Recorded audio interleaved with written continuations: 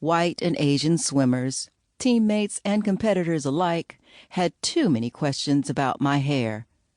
The locker room mirror became a research lab on black hair. Why does your hair curl like that? Can you use a comb on your hair? Are you putting grease from a chicken on your hair? Does your hair have a smell? And of course, can I touch your hair? I never knew to whom they reported their findings, but I began to board the school bus with a towel covering my wet hair rather than endure the inquisition. I hated the queries in their words and eyes as I attended to my hair. I noticed that washing my hair in the locker room did not give me the same emotional satisfaction as did my earliest memories of my mom washing my hair. While wearing a towel on my head on a bus did raise a few eyebrows, I positioned myself to be mysterious rather than a specimen. Memories of Mom's hair-washing ritual infused me with the strength to reject my peers' attempts to dictate my self-concept and hair story. I was then, as I am now, the only person who could choose how I wanted to feel and think about my hair. What happens when someone gets to choose how they tell their hair story? We feel seen. We feel consideration, agency, recognition, and, above all, comprehension. As a clinical psychologist, hairstylist, and hair historian, I engage in work that centralizes hair as an entry point into mental health and wellness. Over the last 20 years, I've heard thousands of hair stories on my therapy couch and in my salon chair. My passion for collecting and affirming hair stories has created opportunities for healing at both the individual and the community levels. I have testified to Congress on the Crown Act, creating a respectful and open world for natural hair.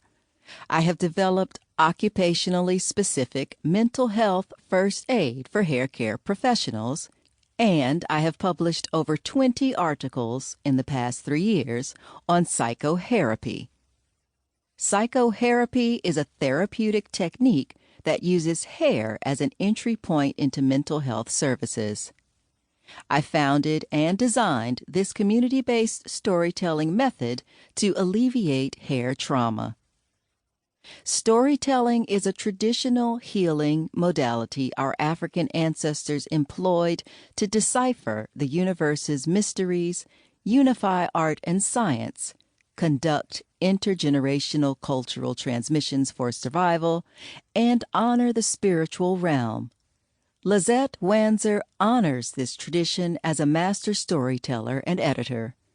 While her award-winning publications offer a timeless archive to honor Black lives in America, Wanzer has now conjured a book fashioned for the souls of African American and Afro Latina women searching for connections while combating cultural, psychic, and aesthetic trauma.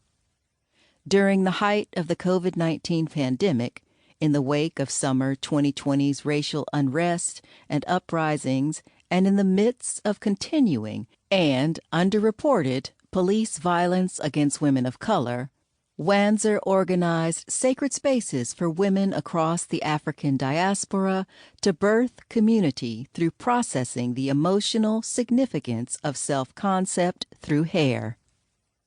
Trauma, Tresses, and Truth offers vivid vignettes of individual and collective episodic memory. There is an urgent need for collective healing that invites Black and brown women to tell their stories from the crown down. Stories about hair can offer narrative therapy for both writers and readers alike. While narrative therapy as a practice is credited to New Zealand-based family therapists Michael White and David Epstein, retelling important stories has served as a healing modality for millennia.